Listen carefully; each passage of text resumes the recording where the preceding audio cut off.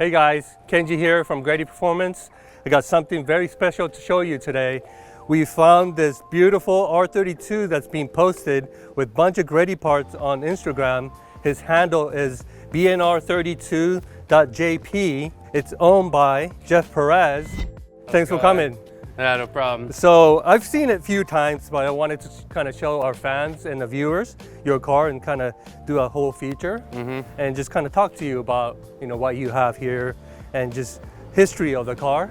Yeah. And just kind of give you like an idea. And I never told you this, but when I started working for GReddy, even before that, Trust brought the very first Skyline into the US to do an exhibition at Battle of the Imports. And that's the first time I ever seen Skyline R32 in person.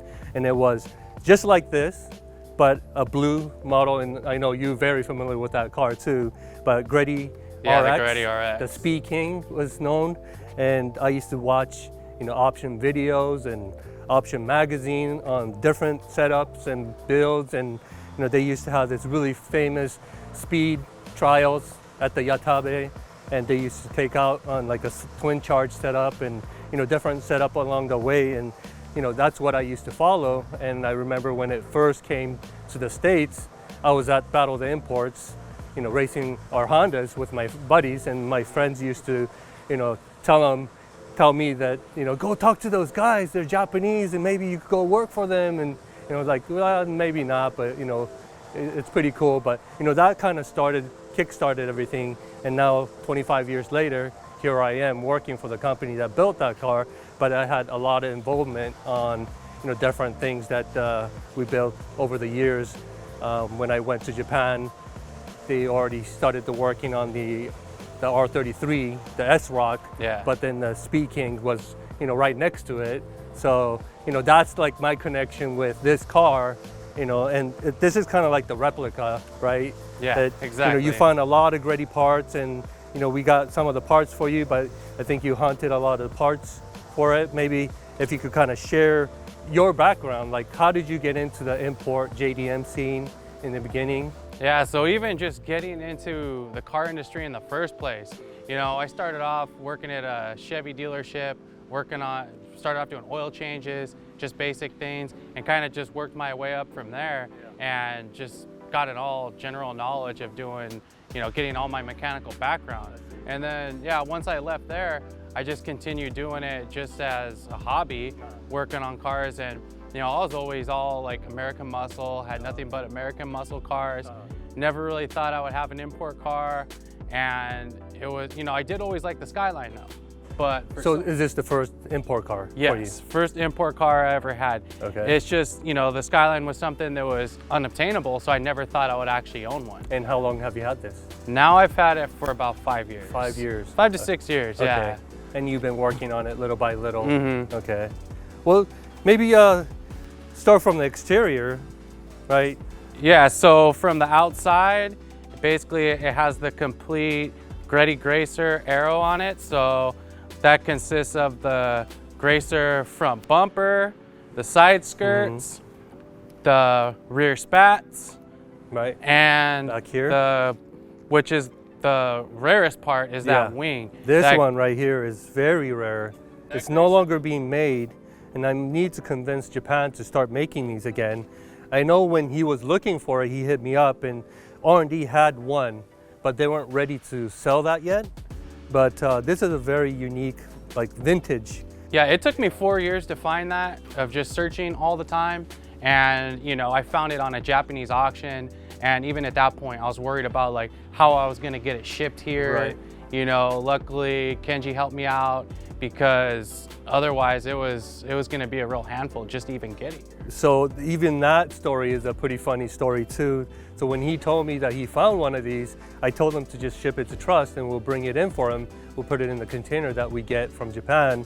And when he shipped this over to Trust, they were asking me what it was so that they could put it on the invoice. And I told them it's a Trust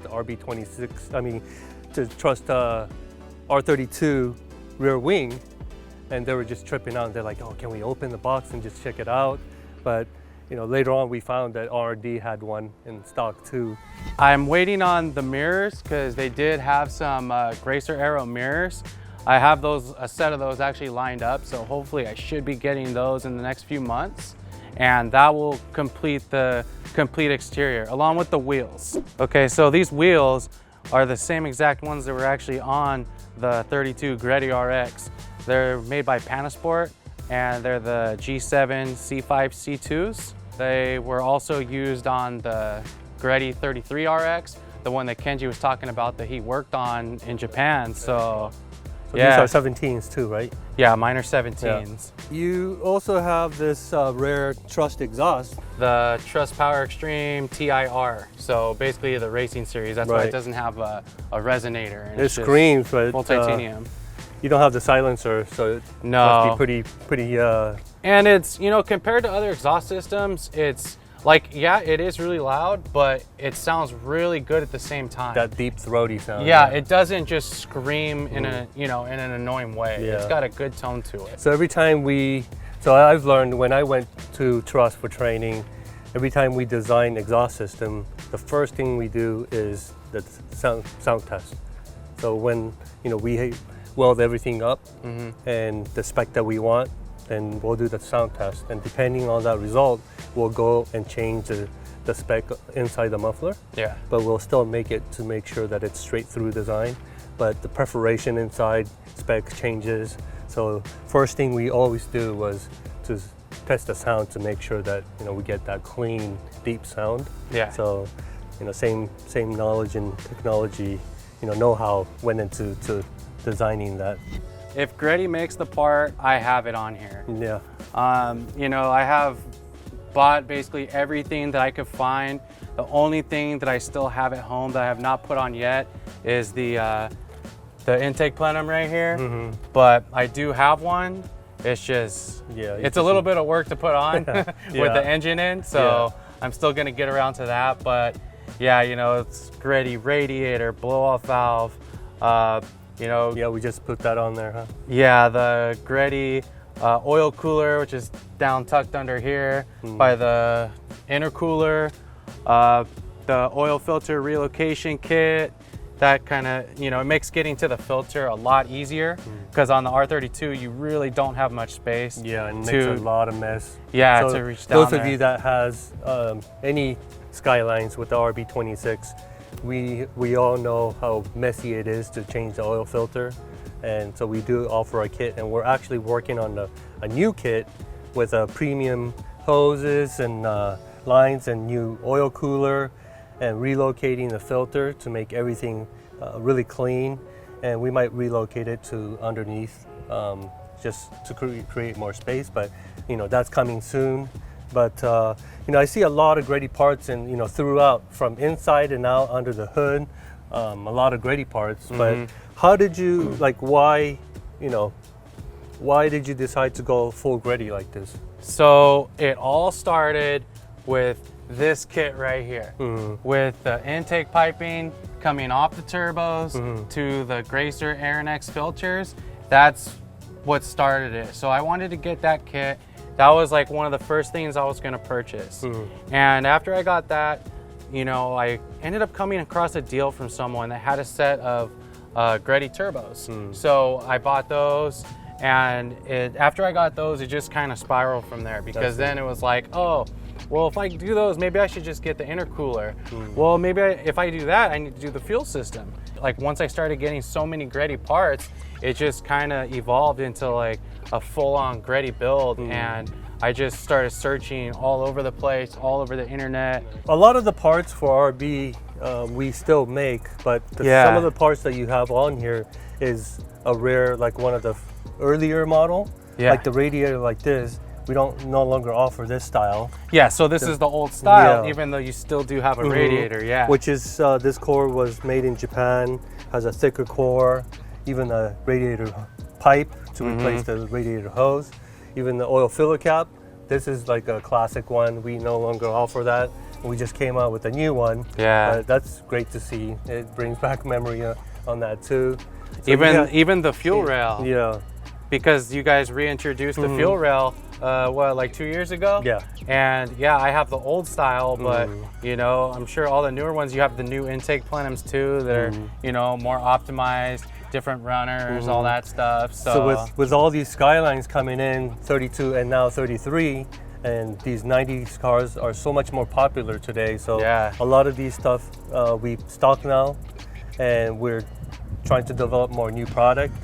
Some of the product that were discontinued, we're bringing it back. So we're gonna build a lot of the parts catalog for these platforms more, and then maybe update on certain things, just like the oil filter relocation kit and the oil cooler kit. And we're working on engine package. So you have the 517 on this? Yeah, I have the T517Zs, twins. And like you were saying, that's actually going to make it a lot easier now too, because, you know, when I started piecing this together, you know, five and a half years ago, I had, like I said, I had to search all over the world for all these parts. And, you know, it wasn't until like more recent that I could start getting some of this stuff like, you know, easier. I could order it from you guys. But nowadays, yeah, if people are going to do a build, if they're going to build their 32, 33, whatever, you know, you guys have these parts in stock. You want a radiator, you want this intake kit, they want the surge tank, like you can just come here, order it online, and it's so much easier. You don't have to go through that struggle. For sure. And Trust is also working on a lot of different things too, so we're pretty excited about that. All right. Yeah, so here's the interior. Yeah, so you have some new school and old school parts. Yeah, so like one of the more modern things in here is this removable hub. This is the GReddy Workspell hub, you know, and like this one is just the old Trust competition steering wheel, but you know, GReddy now makes several different GReddy steering wheels. That steering wheel is about 30 years old, and it's still great condition. Very rare. A lot of people don't even know about this. Italian made. Yeah, when I found that, I was surprised. I didn't even know that Trust made a steering wheel. And then, yeah, I did see that it was on the GReddy RX at the time. So I actually have one of these, brand new one, still in the box too, that I've kept. But I don't have that button. I have the rubber cover. Right. Got those too, just as like kind of a cool thing to have. The racing gloves. Yeah, the old battle gloves. Trust used to make these probably like 20 years ago. Yeah. Yeah. And that sound is the old turbo timer. Plays a little tune for you. Yeah. That's so 90s right there. Yeah. And then like, you know, one of the other modern things I have in here is, you know, I have this display up here to, you know, show some of my engine data. It's not turned on right now, but it's just a little modern touch for an older car. And even down to the Trust sport harness. Yeah, those things are super hard to find. Yeah, I have a couple sets myself too, just kind of, I think I'm missing the rear piece, but these were originally made by Williams, right? Yeah, correct. Yeah, that's cool. Yeah, a lot of people probably don't even know what they're looking at. You know, only like true like enthusiast really knows what 32 is, but I think when the R35 came out to Japan, I mean, into the States, that's when a lot of people started realizing what these cars were. But you know, some people, oh, is that a Altima coupe over there? You know? I think more and more people though now are starting to know what these are, especially because of like, you know, how big the Fast and the Furious movies are. Because when I first got the car, I would get a lot of people asking me, especially older people, you know, they would look at me and they would see me driving on this side of the car. They would ask me like, oh, is that car from Britain? Or that car from England? Like thinking it's an English car. Like, nah, it's a Japanese car.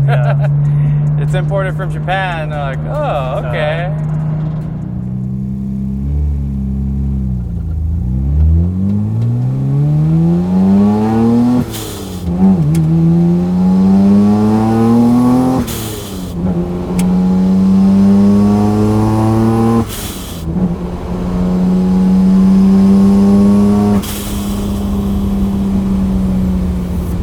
Yeah, so right now this car is it's on a pretty conservative tune because you know, when I did the build initially, I ran into a couple of hiccups, which is pretty typical. So I'd estimate that it's closer to like 350 wheel horsepower. Okay.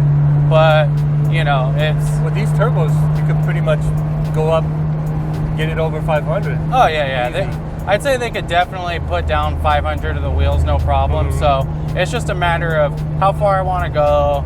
And, you know, because I definitely want to keep it, like, you know, pretty reliable. Don't want to have to worry about breaking anything. So I plan to take it to maybe like 400 to maybe like 450 at the most when I get it all dialed in. So sometime this year, I'll probably get around to doing that. Right.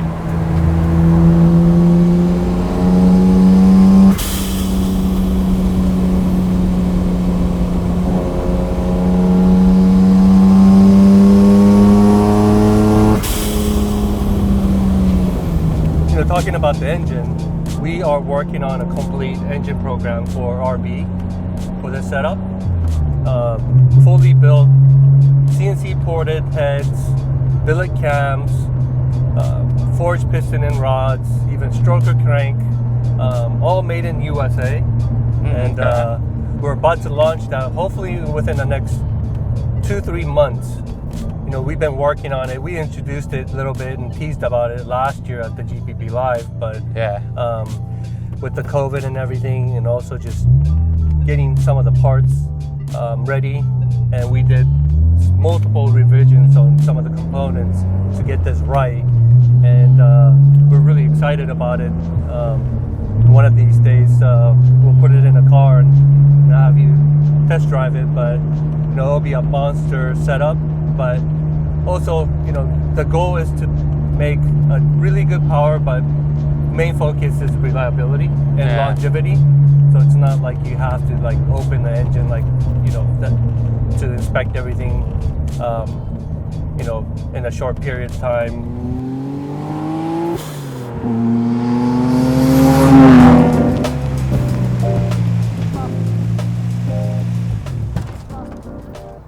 All right, that was fun.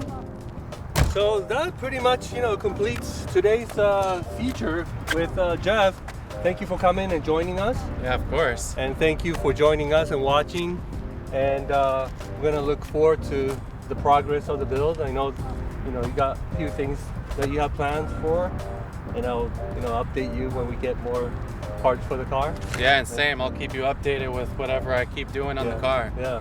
Well, sometime you tell me some of the new product that Japan has to offer. So, you know, I'm sure I'll hear from you too. Yeah, definitely. Yeah, if you find any rare stuff from Japan, you know, to hit me up too. So, yeah. But thank you for watching again, and see you next time.